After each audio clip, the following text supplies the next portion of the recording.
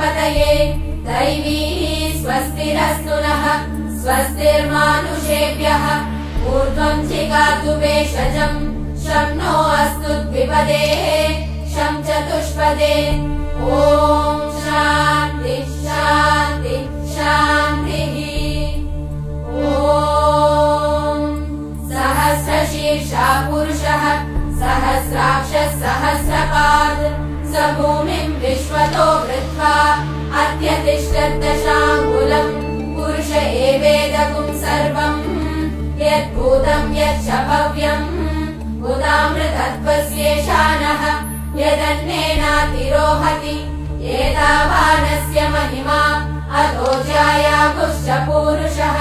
पादोऽस्य विश्वा भूतानि त्रिपादस्यामृतम् दिवि त्रिपादूर्ध्वौ दैपुरुषः पादोऽस्येहा भवात् पुनः ततो विश्वम् व्यक्रामत् शासनानशने अभि तस्मात् विराट जायत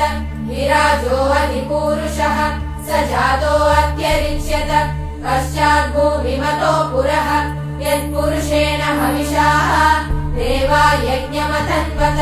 वसन्तो अस्यासीदाज्यम् ग्रीष्म हिन्म शरद्दविः सप्तास्यासन् परिदयः त्रिसप्तः समिदः कृताः देवा यज्ञम् तन्वानाः अबध्नन् पुरुषम् पशुम् तम् यज्ञम् बर्हिषि प्रोक्षन् पुरुषम् जातमग्रतः तेन देवायजन्त साध्या ऋषयश्च ये तस्मात् यज्ञात् सर्वभूतः सम्पृतम् पृषदाज्यम् पशुगुस्तागुश्चक्रे वायव्यान् आरण्यान् ग्राम्याश्च ये तस्मात् यज्ञात् सर्वभूतः मृजः सामानि जग्विरे छन्दागुंसि जग्विरे तस्मात् यजुस्तस्मादजायत तस्मादश्वा अजायन्त एकेचो भयादतः गावोह जग्विरे तस्मात् जाताः जावयः यत्पुरुषम् व्यदतुः कथिता व्यकल्पयन् मुखम् किमस्य कौ बाहू काहूरूपादा उच्येते ब्राह्मणोऽस्य मुखमासीत् बाहूराजन्यकृतः ऊरू तदस्य यद्वैश्यः पद्यागुं शूद्रो अजायत चन्द्रमा मनसो जातः चक्षो सूर्यो अजायत मुखादिन्द्रश्चाग्निश्च प्राणाद् वायुरजायत नाभ्या आसीदन्तरिक्षम् शीर्ष्णोद्यौ समवर्तत पद्भ्याम् भूमिर्दिशश्रोत्रात् तथा लोकागुम् अकल्पयन्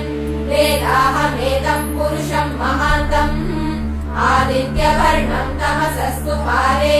सर्वाणि रूपाणि विचित्य धीरः नामानि कृत्वा विवदन्यतास्ते दाता पुरस्ताद्यमुदा जहार शक्रप्रविद्वान् प्रतिशश्च तस्रः तमेवम् विद्वान् अमृत इह भवति नान्यः पन्थायनाय विद्यते यज्ञेन यज्ञमयजन्त देवाः तानि धर्माणि प्रथमान्यासन् ते हनाकम् महिमानः सजन्ते यत्र पूर्वे साध्या सन्ति देवाः अद्य सम्भूत पृथिव्यैरसाः च विश्वकर्मणः समवर्तताभि तस्य त्वष्टा विदधद्रूपमेति तत्पुरुषस्य विश्वमाजानमग्रे वेदाहमेकम् पुरुषम् महान्तम् आदित्यवर्णम् तमसः परस्तात् तमेवम् विद्वान् अमृत इह भवति नान्यः पन्था विद्यते यनाय प्रजापतिश्चरति गर्भे अन्तः अजायमानो बहुधा विजायते तस्य धीरा परिजानन्ति योनिम् मरीचीनाम् पदमिच्छन्ति वेदसः यो देवेभ्यः तपति यो देवानाम् पुरोहितः पूर्वो यो देवेभ्यो जातः नमो रुचाय ब्राह्मये रुचम् ब्राह्मम् जनयन्तः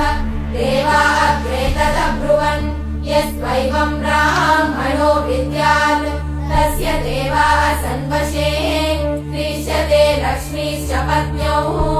अहोरात्रे पार्श्वे नक्षत्राणि रूपम् अश्विनौ व्याप्तम्